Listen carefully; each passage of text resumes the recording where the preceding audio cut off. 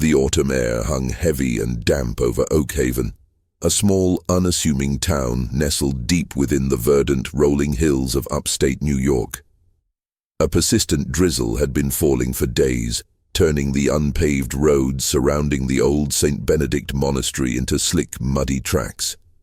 The monastery, a sprawling Gothic structure of dark stone and weathered gargoyles, had stood as a silent sentinel over Oakhaven for over a century, its towering spires often shrouded in mist.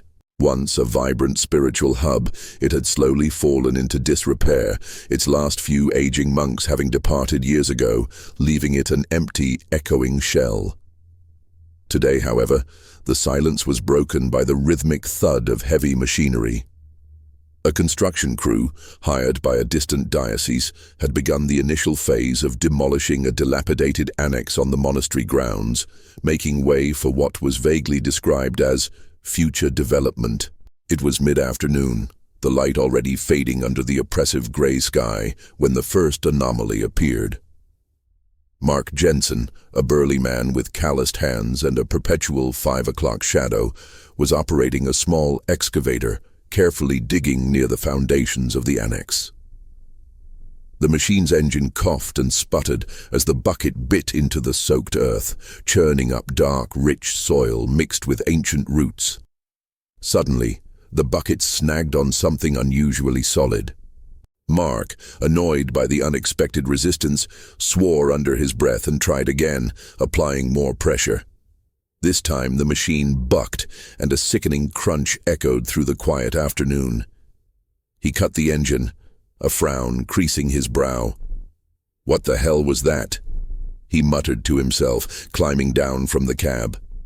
The ground was soft, almost spongy in places, but where his bucket had struck, the earth felt unnaturally firm. He grabbed a shovel and began to clear away the mud, revealing a dark, irregular shape. It was too uniform to be a rock, too solid to be a tree root. As he cleared more soil, the outline became clearer, disturbing in its familiarity. It looked like the remnants of a wooden coffin, ancient and crumbling. A knot of unease tightened in Mark's stomach. This wasn't part of the plans. No one had mentioned any burial grounds here. He dug further, his movements becoming more hesitant. The wood was indeed part of a casket, heavily decomposed but undeniably there. And then he saw it, a small, white fragment amidst the dark soil. He reached in, his fingers trembling slightly, and pulled it out. It was a human bone, bleached and brittle. His breath hitched. He knew instantly that this was no ordinary find. His mind raced, trying to reconcile the presence of an unmarked grave with the monastery's long, quiet history. He called out to his foreman, a gruff man named Dave, whose initial skepticism quickly turned to stunned silence as he surveyed the grim discovery. Dave, after a moment of shocked contemplation, pulled out his phone. "This ain't good, Mark. Not good at all." Within an hour, local police cruisers with flashing lights had converged on the monastery grounds, their blue and red strobes painting the gloomy landscape in pulsing hues. The drizzle intensified, mirroring the growing sense of dread. The initial discovery of one grave quickly led to another, then another. The ground, it seemed, held more secrets than anyone in Oakhaven had ever imagined. Each careful excavation revealed another wooden box, another set of skeletal remains, each one lacking any form of identification or headstone. The air grew heavy with unspoken questions. Who were these people? Why were they buried in unmarked graves on monastery land? And why had no one known about them until now? The silence of the monastery, once peaceful, now felt heavy with an unsettling presence, as if the very stones were whispering forgotten tales. The local sheriff, a weary man named Miller, looked increasingly uncomfortable. This was far beyond the typical disputes and minor crimes of Oakhaven. This was something darker, something with a history that felt unsettlingly wrong. The media, alerted by a curious local reporter, had already started to gather, their cameras flashing, hungry for details. The news spread like wildfire through Oakhaven. Whispers turned into anxious murmurs, and then into outright fear. The monastery, once a symbol of peace, now loomed as a monument to an unknown tragedy. The question on everyone's lips was, how many more were there? And perhaps more chillingly, who were they and what happened to them?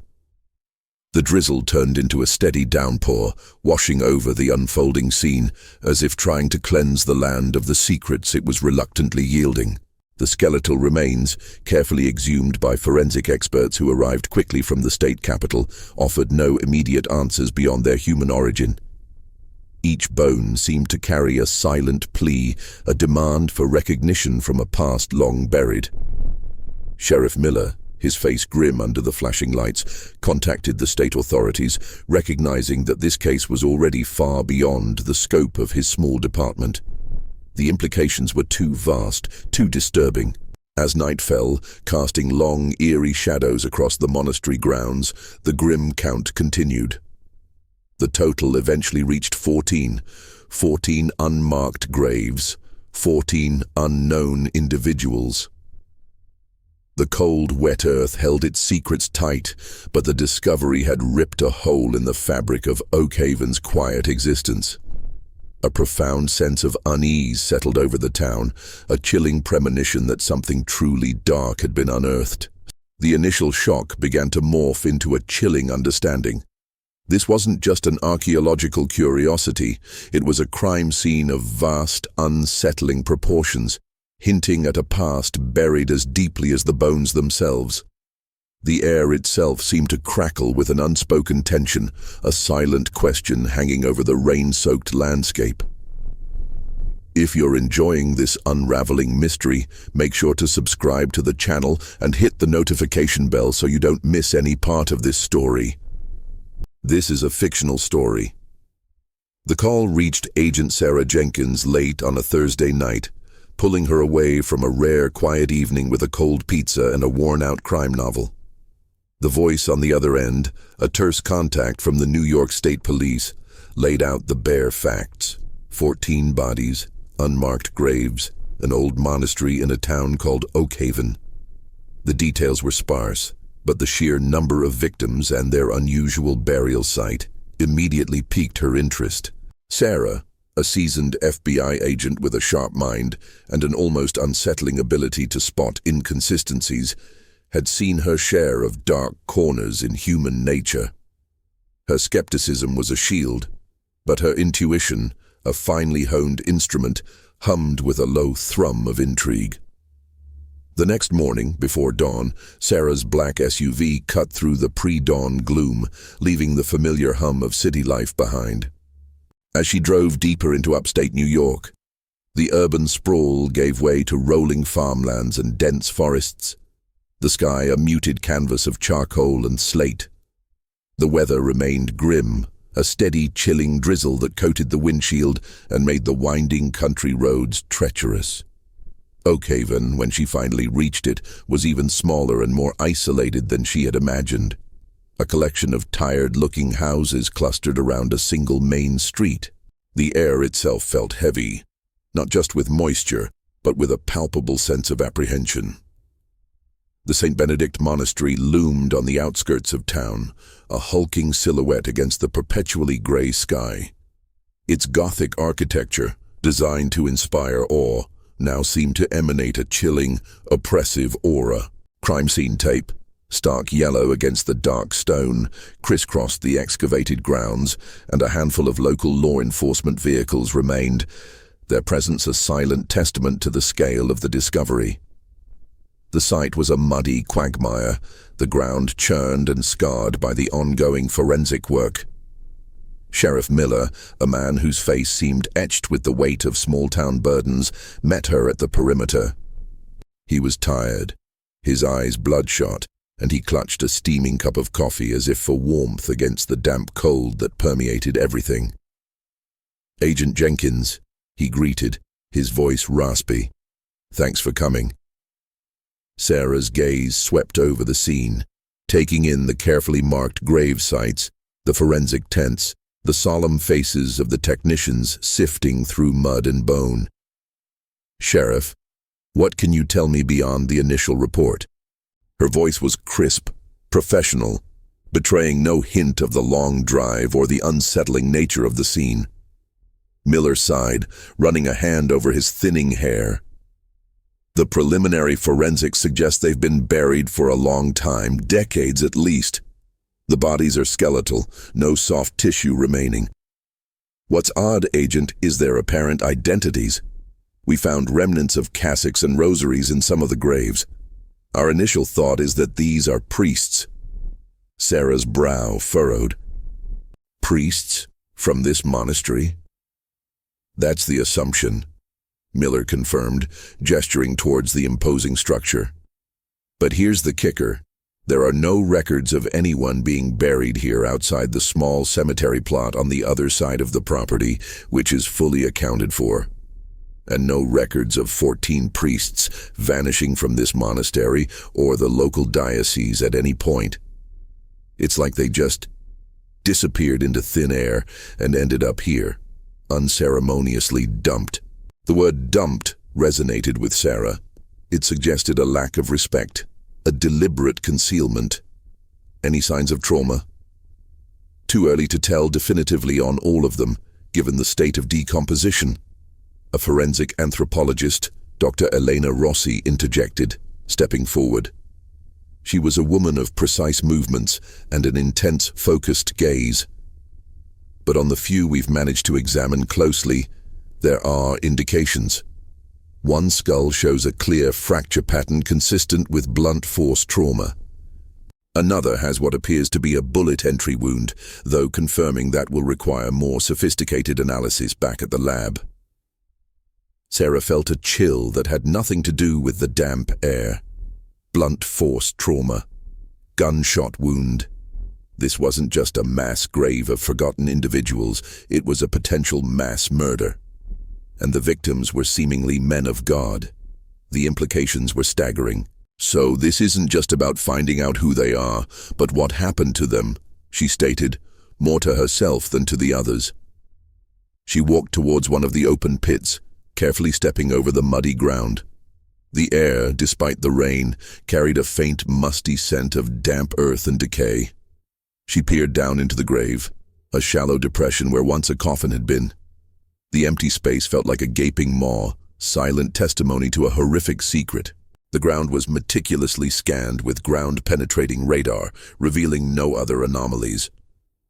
The 14 were all that had been here, deliberately placed in a manner designed to keep them hidden forever. Later, as she toured the monastery itself, the oppressive feeling intensified. The building was cold, damp, and smelled of dust and disuse. Sunlight struggled to penetrate the stained glass windows, casting dim, muted colors across the grimy floors. The long corridors echoed with her footsteps, and every creak of the old wood felt like a whisper from the past. The library, filled with ancient, decaying texts, seemed to hold secrets within its very walls. The chapel, with its empty pews and silent altar, felt profoundly desolate, a sacred space defiled by proximity to something profoundly unholy. Sarah's first interview was with Father Michael, the elderly, trembling priest from the local parish, St. Jude's, who had been the last to regularly visit the monastery before its full abandonment. He was a man clearly shaken by the discovery, his faith tested by the grim reality unearthed on holy ground. He spoke hesitantly, eyes darting, almost as if afraid of what he might say. He offered little concrete information, only vague recollections of a gradual decline in the monastery's population decades ago, and a persistent, unsettling rumor about troubles that had plagued the order. He couldn't elaborate on the nature of these troubles, only that they were spiritual and perhaps more. He described the prior abbots as rigid, insular men, resistant to outside interference. His voice, thin and reedy, faded into silence, leaving Sarah with more questions than answers. The mystery of the 14 priests had only just begun to unfold, and the chilling weight of Oakhaven's hidden history pressed in on her, promising a complex and dangerous investigation. She felt an instinctual chill, a sense that the deepest secrets often hid in plain sight, shrouded by the very silence that defined the small town. The discovery at Saint Benedict Monastery ripped through Oakhaven like a sudden, violent storm. The initial shock gave way to a simmering undercurrent of fear and suspicion, eroding the quiet trust that had long defined the small community. Every conversation, every interaction in the local diner or the single general store was colored by the grim news. The once revered monastery, a quiet presence on the edge of town, was now an ominous landmark, a gaping wound in the town's collective memory. Agent Sarah Jenkins, settling into a temporary office set up in the town hall, felt the shift in atmosphere keenly. The initial openness, however limited, from Sheriff Miller and Father Michael, had been replaced by a subtle, almost imperceptible defensiveness from the townspeople. It was the kind of silence that spoke volumes, a collective reluctance to discuss anything beyond superficial pleasantries. This wasn't merely shock, it was something deeper, a fear of stirring old ghosts. Her first few days were a blur of interviews and data analysis. Dr. Rossi's team worked meticulously at a makeshift lab, their findings trickling in.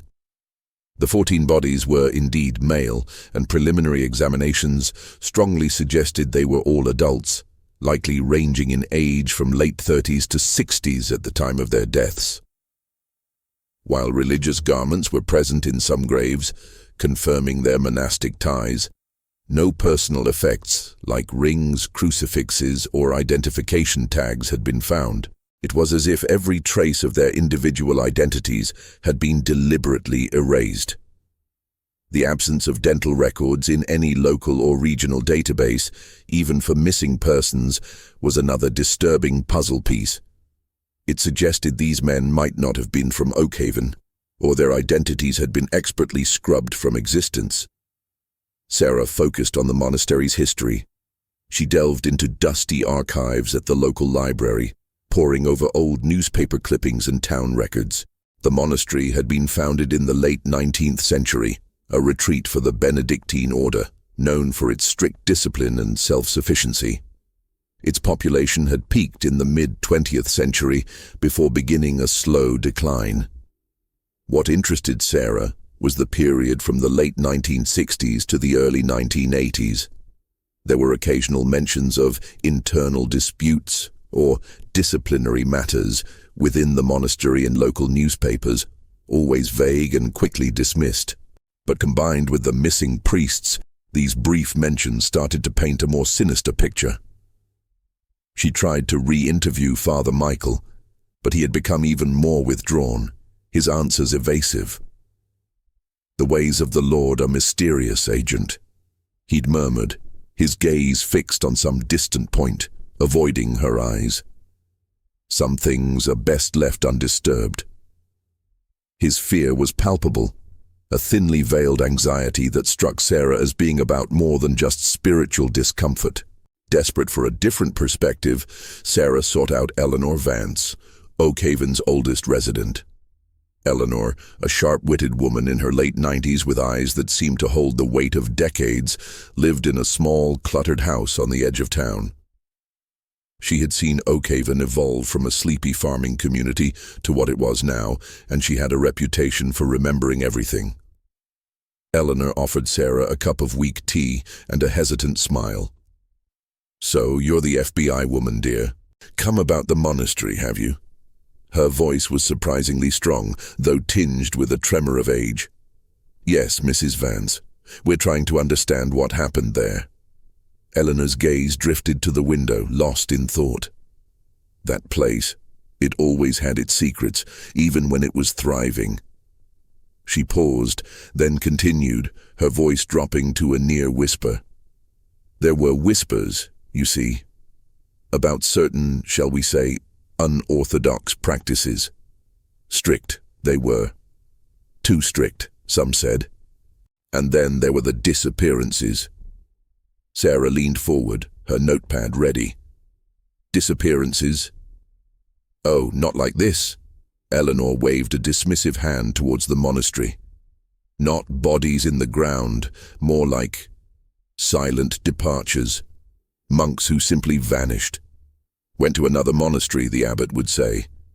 But Oakhaven is a small town, Agent. People talk, and people noticed when a monk who had been here for years, a familiar face, just wasn't there anymore. No farewells, no goodbyes, just gone. Do you remember any names? Sarah pressed gently. Eleanor closed her eyes, thinking. There was Brother Thomas, a kind man, always helped with the harvest. One day, gone. Then Father Joseph, a scholar, very quiet. He disappeared too. It happened over a period, stretched out, maybe one every few years. Folks just accepted it. Monasteries are private places after all. But it always felt wrong, didn't it? A little knot in your stomach. Did anyone ever try to find out what happened to them? Eleanor snorted softly. Who would? The abbot was a powerful man, stern, and people respected the cloth. Didn't want to meddle in church affairs. Besides, Oakhaven likes its peace. Always has. Her gaze sharpened, meeting Sarah's. But now the peace is broken, isn't it? The conversation with Eleanor provided a crucial missing link. The disappearances, she described, stretched over decades, coincided suspiciously with the estimated burial dates of the bodies. It suggested a pattern, a systematic elimination rather than a single isolated event. It also highlighted a chilling complicity, or at least a pervasive fear, within the community that had allowed these secrets to fester. As the days turned into a week, the forensic reports became more definitive. While the exact cause of death was difficult to ascertain for all bodies due to time and decomposition, Dr. Rossi confirmed the presence of blunt force trauma on several skulls, consistent with repeated blows.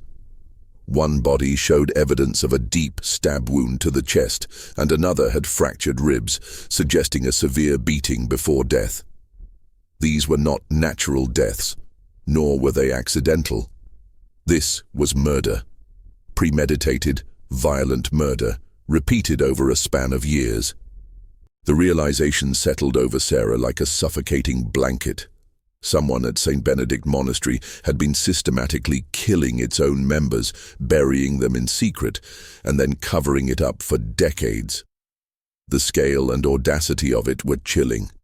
And the perpetrators, if they were still alive, were likely still in Oakhaven or had ties to the town. The silence of the residents, once an annoyance, now felt like a wall, protecting something truly monstrous. The mystery was no longer just about who was buried there, but who had put them there, and why. The answers, Sarah suspected, lay buried not just in the ground, but in the dark, unspoken history of Oakhaven itself. The air outside the town hall, thick with rain and the approaching night, seemed to vibrate with unseen eyes watching, waiting. With the forensic reports confirming homicide, the quiet apprehension in Oakhaven escalated into a palpable tension. The small town, accustomed to its tranquil rhythms, was now a pressure cooker of rumors, fear, and suspicion. Every stranger was eyed with distrust, every familiar face scrutinized for hidden meanings. Agent Sarah Jenkins, now firmly established in her makeshift office, felt the shift acutely. The wall of silence she encountered was thicker, more deliberate. People weren't just reluctant, they were actively avoiding her. This wasn't just about protecting reputations, it was about protecting secrets, dark and dangerous ones. Sarah shifted her focus from the victims to the institution itself. Saint Benedict Monastery. If priests were being systematically murdered and buried on its grounds, the responsibility and the culpability likely lay within its walls or with those who controlled it. She needed to understand the monastery's leadership, particularly during the decades when the disappearances occurred. Her search led her to the name Abbot Elias Thorne. Thorne had been the abbot of Saint Benedict for an exceptionally long tenure, from the late 1950s until his death in the early 1990s. His reign spanned the entire period of the suspected murders. Local records described him as a stern, unyielding man, a rigid traditionalist who enforced discipline with an iron fist. He was respected, even revered by some for his piety, but also feared for his uncompromising nature. Sarah drove back to the monastery, the rain still falling, though now a lighter, persistent drizzle. The building felt even more imposing in the deepening gloom. She needed to see where Thorne had lived, where he had worked, searching for any trace, any clue that might have been left behind. The local police had done an initial sweep, but Sarah knew that experienced eyes could find what others missed, especially when looking for something specific. The abbot's personal quarters, a series of austere rooms on the upper floor, were covered in a thick layer of dust. The air was cold, stale, and smelled of decay. The furniture was heavy, dark wood, the walls bare save for a simple crucifix. There were no personal trinkets, no photographs, nothing to indicate a life beyond the monastic vows. It was as if Elias Thorne had deliberately erased his personal footprint. This methodical emptiness was unnerving. In the abbot's study, she found a large, heavy desk, its surface scarred by countless years of use. Drawers creaked open, revealing nothing but official-looking, meticulously organized but ultimately mundane documents, financial ledgers, land deeds, correspondence with the diocese regarding repairs. No personal diaries, no hidden compartments. Thorne had been precise, perhaps even obsessive, in keeping his records strictly professional. However, in a small, forgotten cubbyhole behind a loose panel in the desk, Sarah's fingers brushed against something unexpected. It wasn't paper, but a small, leather-bound journal. It was old, its cover worn smooth, its pages yellowed with age.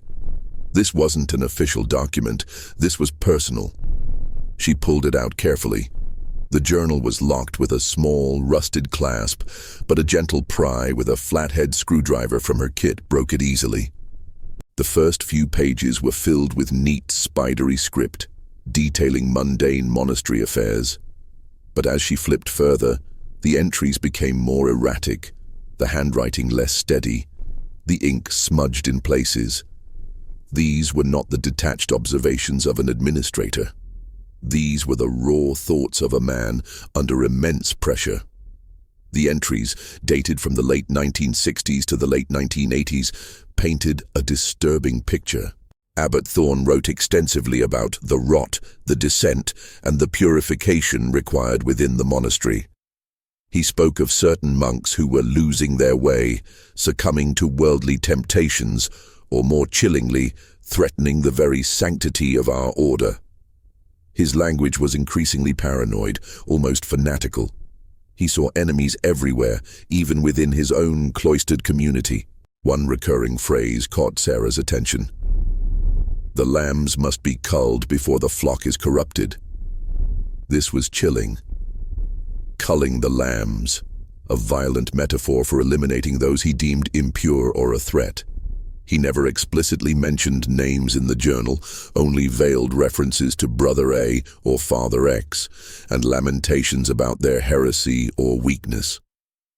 He described difficult decisions that had to be made and unpleasant tasks that had to be carried out for the greater good of the monastery and God.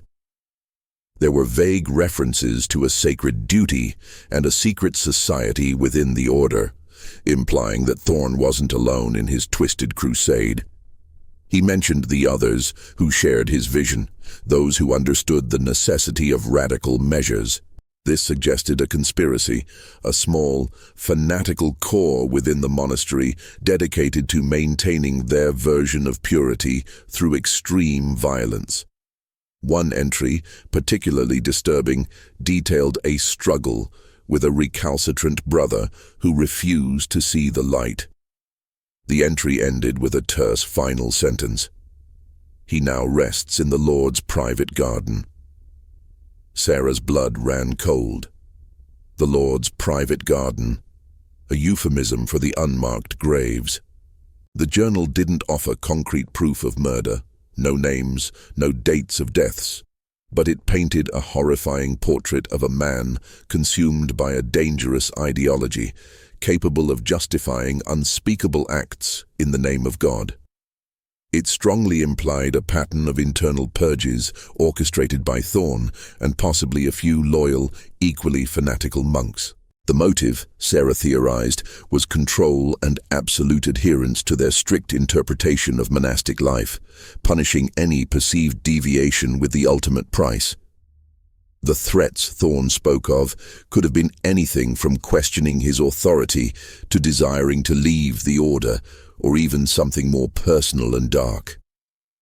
As she continued reading, the rain outside intensified, drumming against the monastery windows. The shadows in the room seemed to lengthen, taking on grotesque shapes. Sarah felt a profound sense of horror, not just at the contents of the journal, but at the thought that such depravity could fester within the very walls of a place dedicated to peace and worship. The chilling realization was that these victims weren't simply disappeared. They were systematically executed by their own brethren under the twisted guidance of their abbot.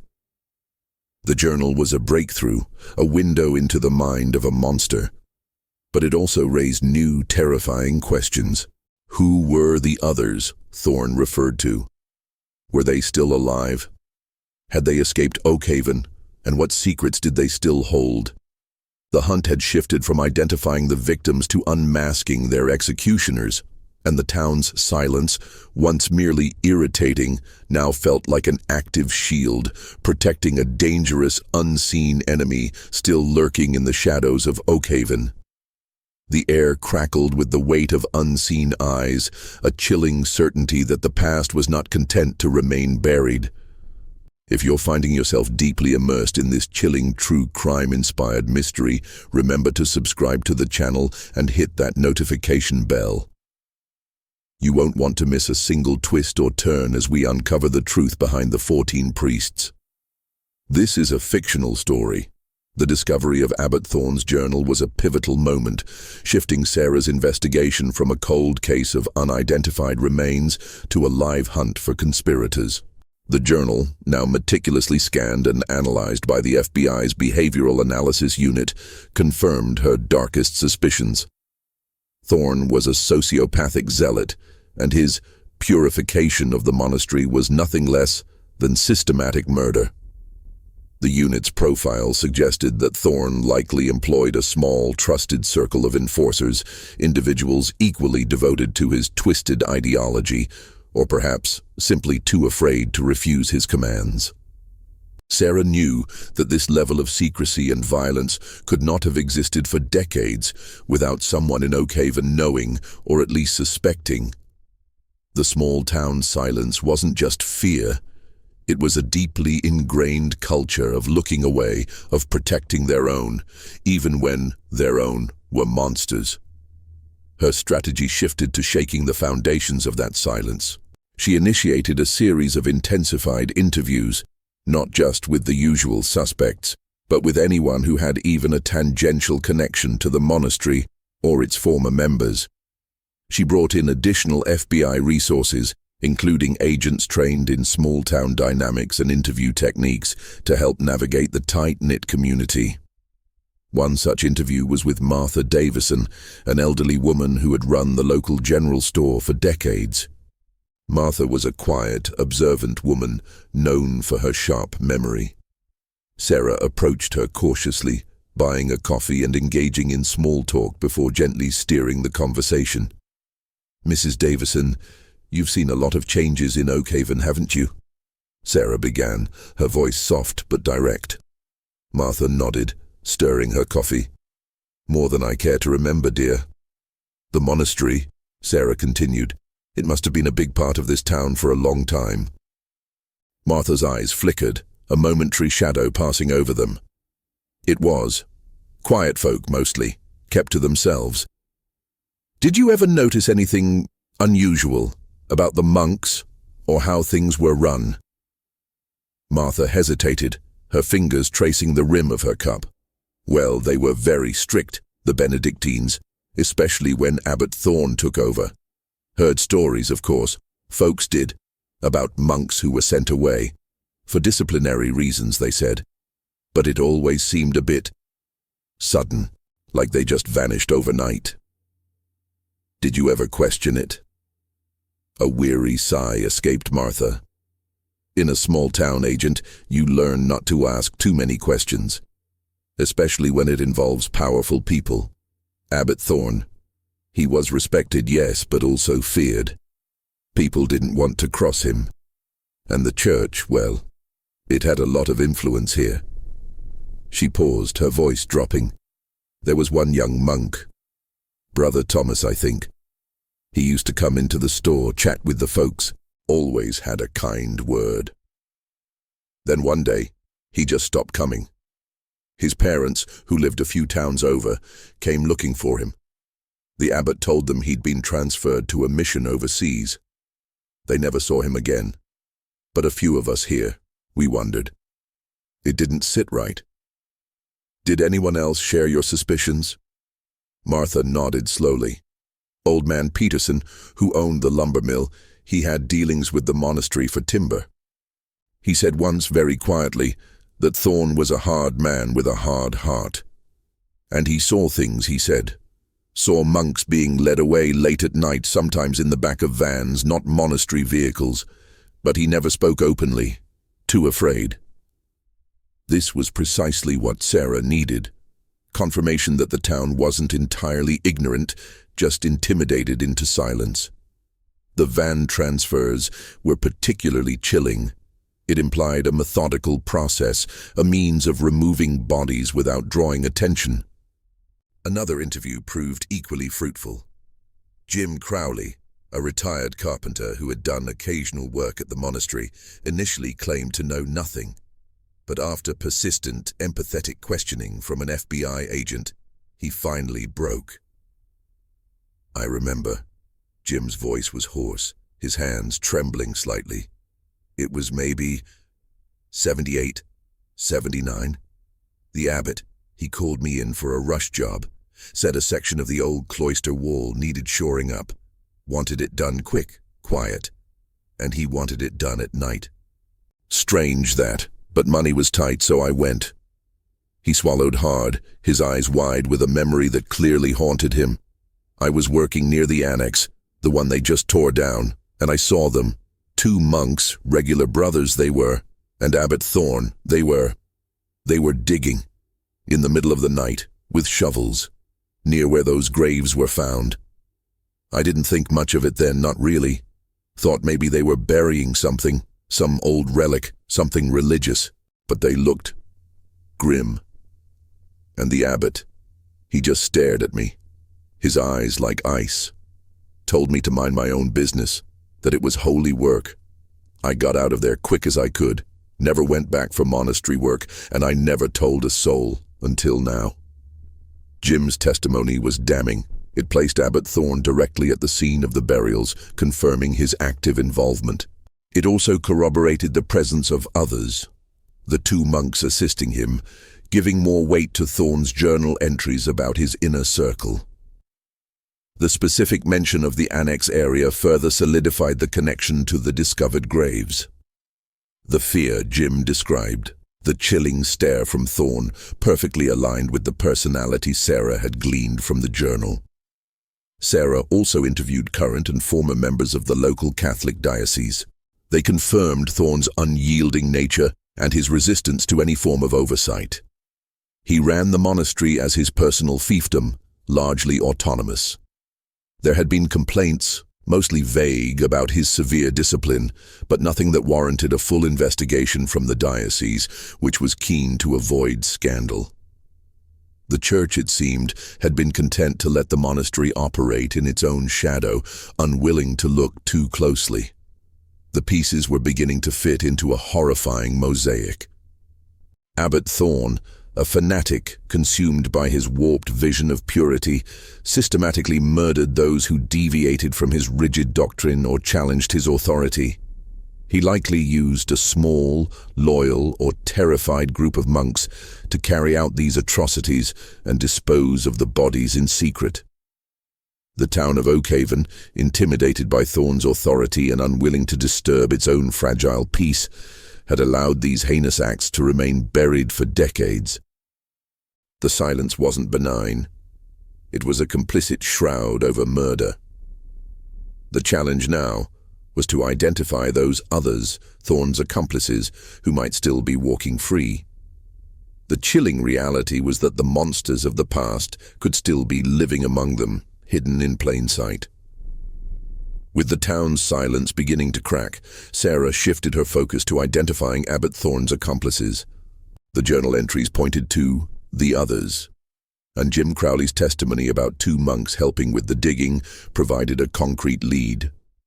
She cross-referenced old monastery rosters with lists of monks who had left the order or transferred around the time of the disappearances, looking for patterns or for individuals who had simply vanished from official records, much like the victims.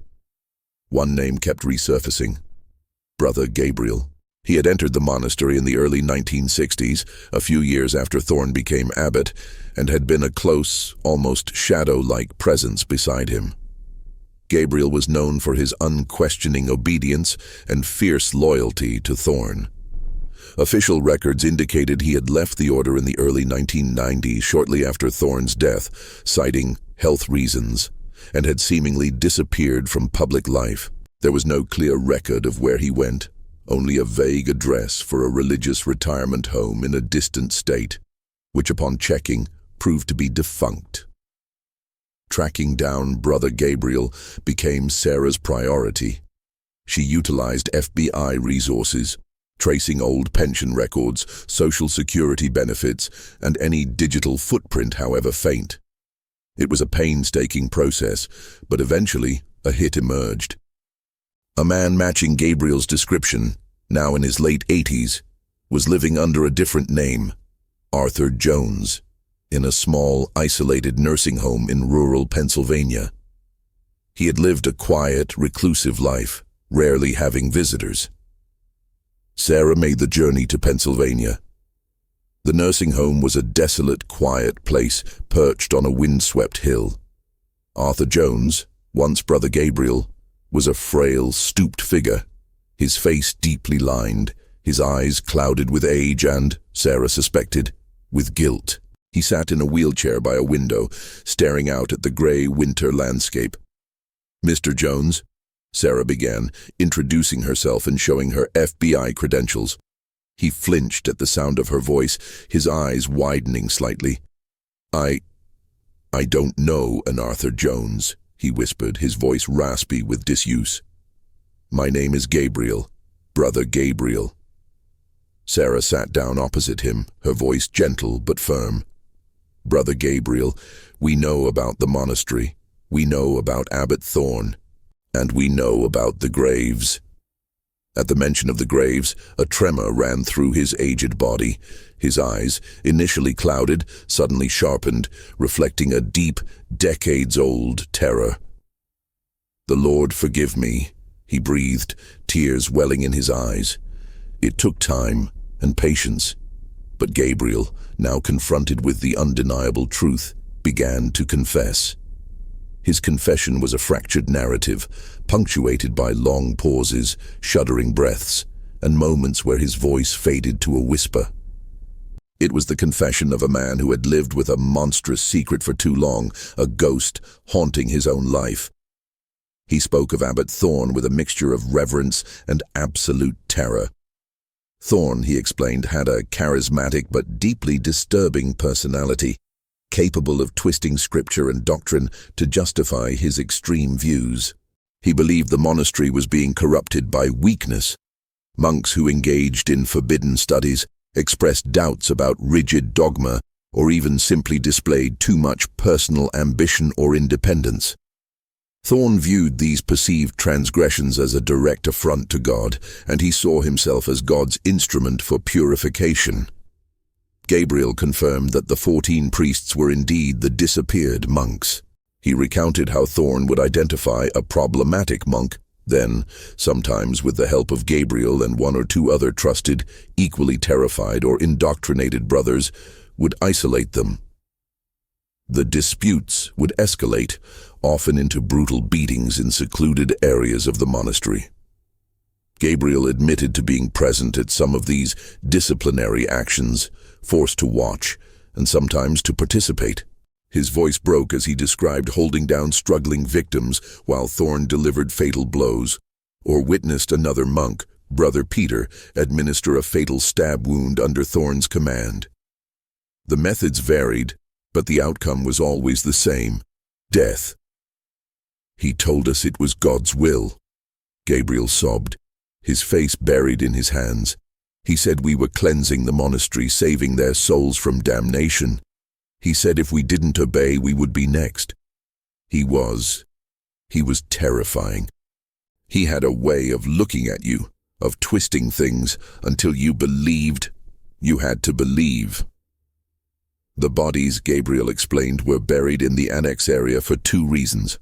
Firstly, it was rarely used by other monks, and secondly, Thorn had a perverse, symbolic belief that the impure should be buried outside the consecrated ground of the main cemetery in a private, unholy garden, reflecting their fallen state. He detailed how they would dig the graves late at night, under the cover of storms, using the sound of the rain and thunder to mask their activities. He described the grim procession, carrying the bodies wrapped in old tarpaulins, their faces forever etched in his memory. Gabriel also named the others Thorn had relied upon, Brother Peter and Brother Silas. Peter, he revealed, was the most brutal, almost relishing the violence. Silas, on the other hand, was more like Gabriel, a terrified follower coerced into complicity. Peter, he believed, had died years ago, possibly in a car accident not long after the monastery closed. Silas, however, like Gabriel, had disappeared from official records after Thorn's death. Gabriel had no current information on Silas's whereabouts, only that he, too, had sought to vanish, tormented by his past. The confession was harrowing, confirming the chilling reality of the monastery's dark history. It gave names to the perpetrators, methods to the madness, and a clear, albeit horrifying, motive. It also confirmed Sarah's suspicion that Thorn had wielded absolute power, twisting minds and forcing complicity through fear and fanaticism. As Gabriel finished his confession, he seemed to deflate. The decades of suppressed guilt finally released. "I pray for their souls every day," he whispered, his gaze fixed on the gray sky outside, "and for my own." Sarah felt a complex mix of emotions, horror at the atrocities, but also a strange sense of empathy for the aged man, a victim of Thorn's psychological tyranny. She knew this confession was only the beginning. Brother Gabriel's testimony, though crucial, needed corroboration. And there was still Brother Silas, potentially another living ghost, another piece of the puzzle. The shadows of Oakhaven were indeed long, and they still held living secrets. The hunt was far from over. Brother Gabriel's confession was a dam breaking, a torrent of suppressed horrors finally spilling out. His detailed account, though fragmented by age and trauma, provided the essential framework of the conspiracy. It named names, confirmed the brutal methods, and solidified Abbot Thorn's role as the orchestrator of the macabre purification. However, the confession also revealed another living participant, Brother Silas. Silas, like Gabriel, had vanished after Thorn's death. Gabriel remembered him as being more reluctant than Peter, but just as ensnared by Thorn's psychological manipulation and fear. Silas was the last known living link to the monastery's darkest secrets, the final piece in a puzzle that had spanned decades. Sarah immediately dispatched teams to trace Silas. The information from Gabriel was sparse, but combined with the FBI's extensive databases, a lead quickly emerged. Elias Silas Miller, a man in his early 80s, had been living under a new identity in a small, isolated cabin in the Appalachian Mountains of West Virginia for the past 30 years. He was known as a recluse, rarely venturing into the nearest town, living off the grid as much as possible. His transformation into a hermit indicated a deliberate attempt to disappear, a life lived in fear or self-imposed penance. The journey to Silas's cabin was arduous. Sarah, accompanied by a small team, navigated treacherous dirt roads, winding through dense forests shrouded in mist. The isolation of the place was profound, a fitting refuge for someone trying to outrun a haunting past. The cabin itself was ramshackle, almost swallowed by the overgrown wilderness, a thin wisp of smoke curling from its chimney. As they approached, a gaunt, bearded man emerged, clutching an old hunting rifle. His eyes, though wary, held a haunted, distant look.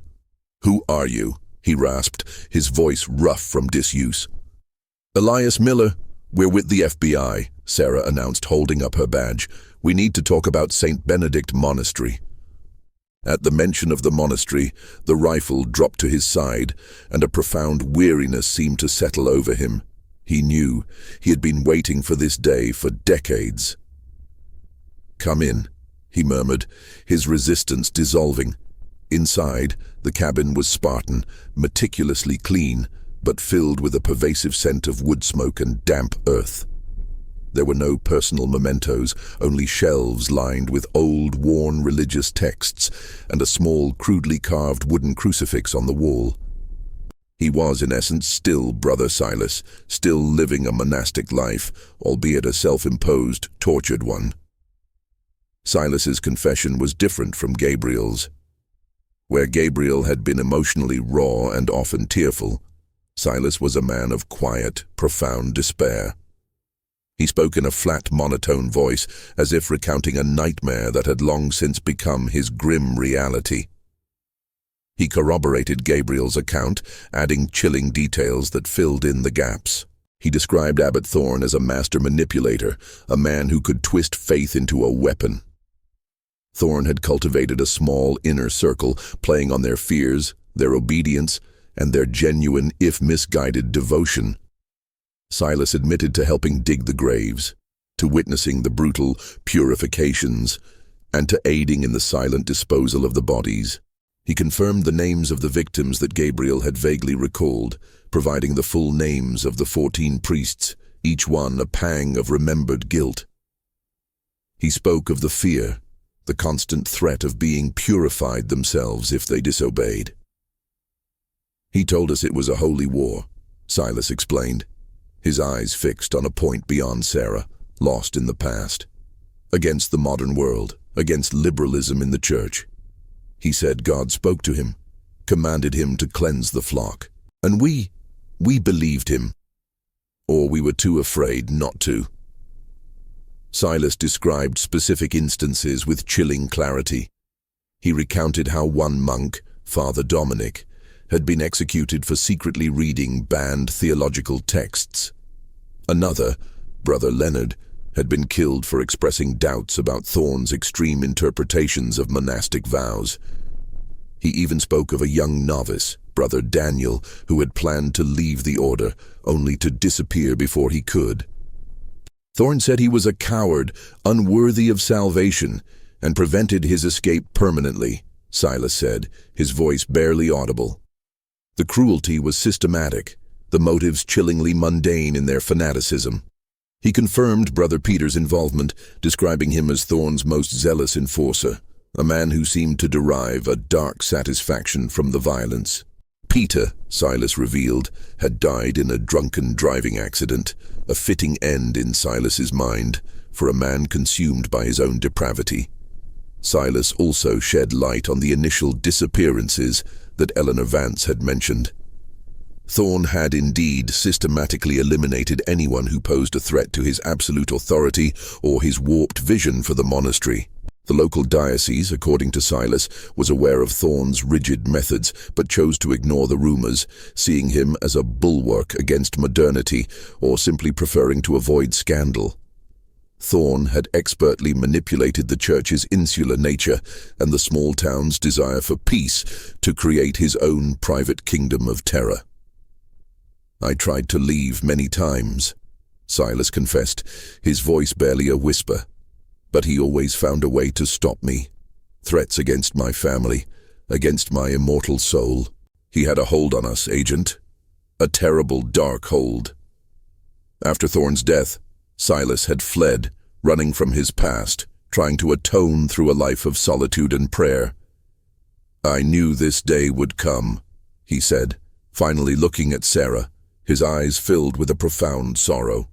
"I always knew." With Silas's full confession, the entire horrific narrative of Saint Benedict Monastery solidified.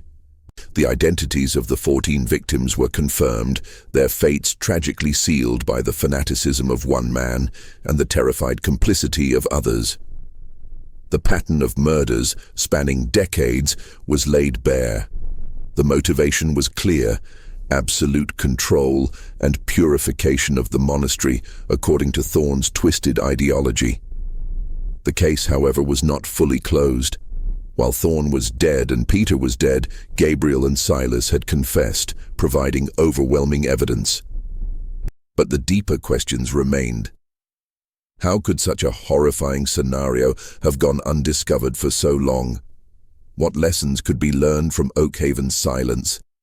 The answers hinted at systemic failures, a dangerous deference to authority, and the insidious power of fear in a close-knit community.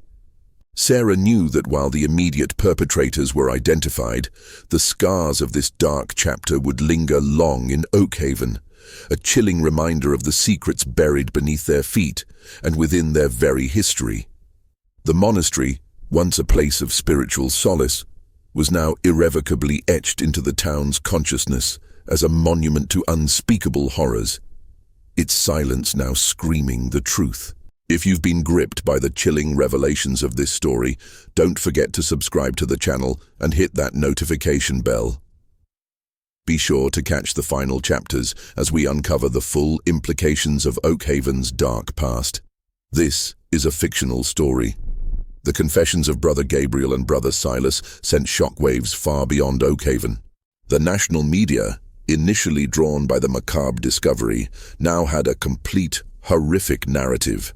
A mass murder orchestrated by a charismatic fanatical abbot within the very walls of a monastery, shielded by decades of silence and fear. The FBI, with Sarah at the forefront, meticulously compiled the evidence: Thorne's journal, the forensic reports, and the chilling testimonies. The case against Thorne, though he was long dead, was ironclad.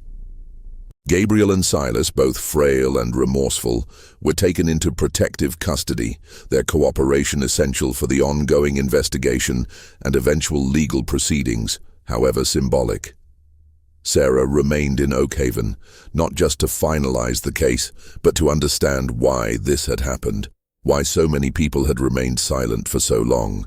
The silence of a small town wasn't just passive ignorance, it was an active force, a collective agreement to look away, to not question, to prioritize perceived peace over uncomfortable truth. She interviewed more townspeople, no longer just seeking clues to the crimes, but insights into the culture that allowed them to fester. The initial fear of the monastery had transformed into a collective shame. People were grappling with the realization that they had, in their silence, been complicit.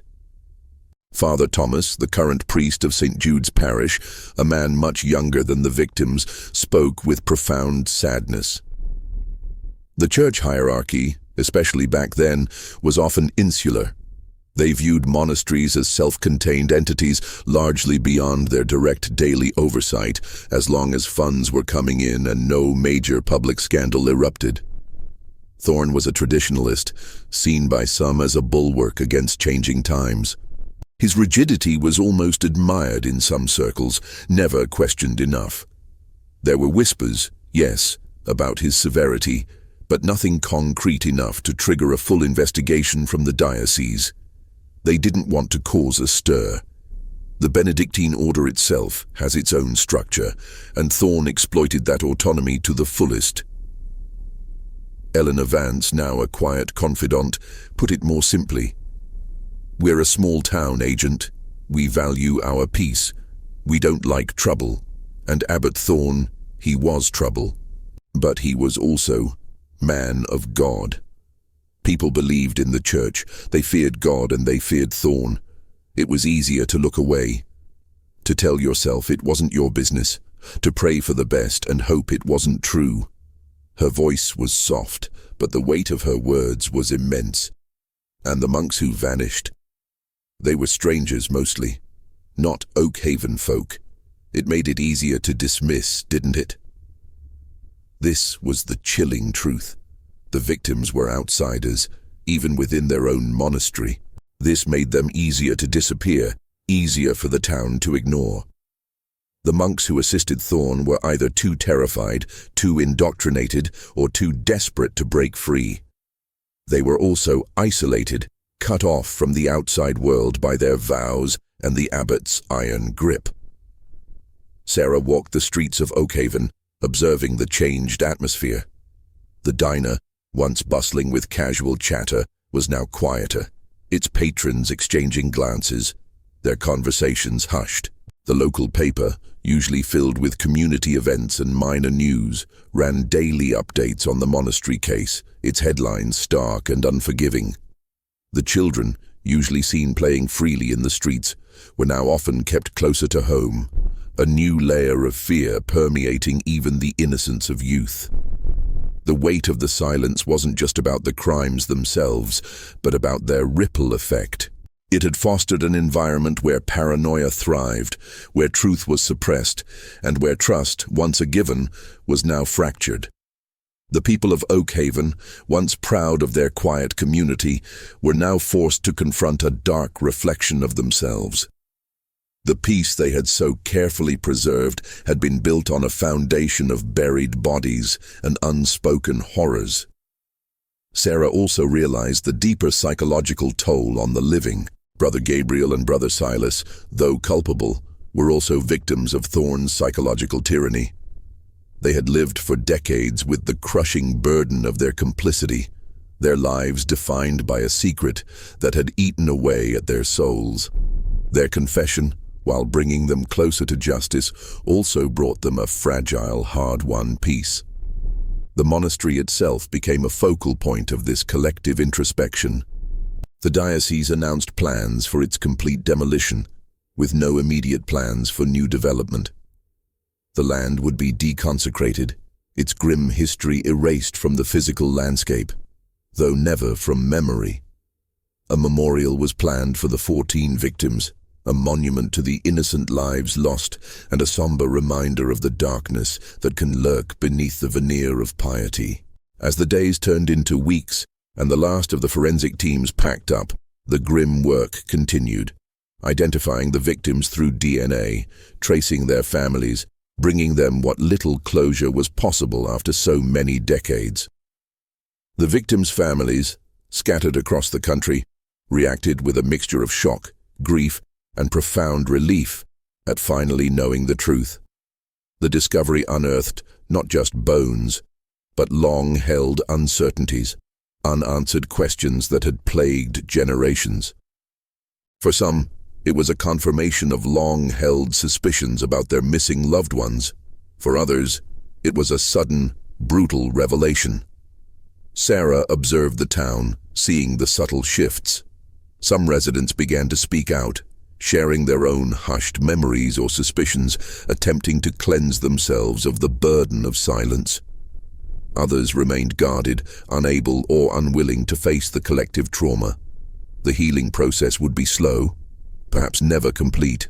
Oakhaven would forever be marked by the 14 priests buried in unmarked graves, a stark lesson in the insidious nature of unchecked power and the devastating consequences of collective inaction. The rain had finally stopped, and the sun, a pale, anemic disk, occasionally broke through the clouds, casting weak light on the scarred earth. But the chill in the air remained, a constant reminder of the secrets that had once defined Oakhaven, now brought to light. With confessions recorded, Brother Gabriel and Brother Silas faced prosecution, their advanced age and coercion leading to mitigated sentences. Their testimony was vital in exposing Thorn's depravity. Sarah Jenkins, deeply affected, remained to ensure the unearthed truth served as a warning. She spent her final days overseeing the meticulous identification of the 14 victims. DNA samples, painstakingly matched, gave names to the bones. Father Thomas O'Malley, Brother Leonard Davies, Father Dominic Rossi, and others. Their families, having endured decades of questions, found profound grief mixed with unsettling closure. Sarah attended a somber memorial service in Oakhaven. Eulogies emphasized the need for transparency within religious institutions. Speaking with victims' relatives, Sarah heard their gratitude for finally knowing the terrible truth. The monastery was systematically dismantled, its Gothic stones removed, and the land reforested, erasing the physical structure, but not its memory. Sarah reflected on Thorne's manipulation, the monastery's isolation, and the institutional failures that enabled his terror.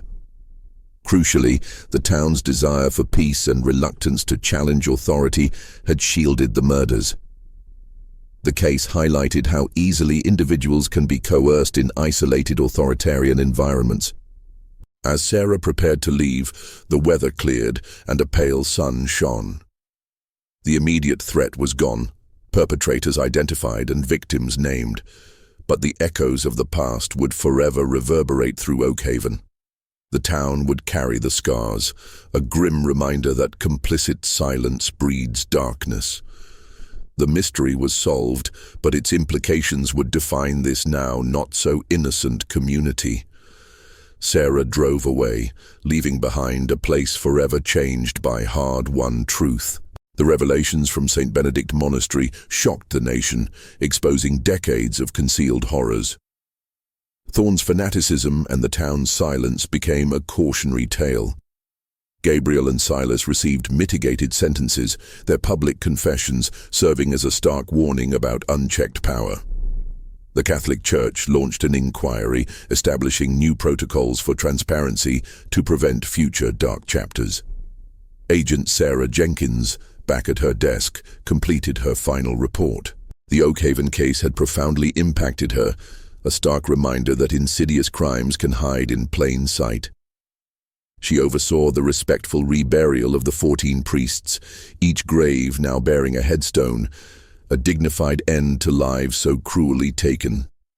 The monastery site was completely demolished, transforming into a public park with an elegant monument to the 14 priests, a place for reflection and remembrance. Oakhaven slowly grappled with its painful legacy. Initial shock and shame gave way to introspection. The quiet trust, once defining the town, was tinged with awareness of its fragility. People spoke more openly, no longer fearing to question. The wall of silence fractured, allowing light to seep in. On her last trip, Sarah stood before the monument. A young boy approached with his mother, asking about the names. His mother explained, and Sarah smiled faintly. The truth was being passed down, ensuring the legacy of the 14 priests and the lessons learned would not be forgotten. The silence had broken. The reckoning had begun.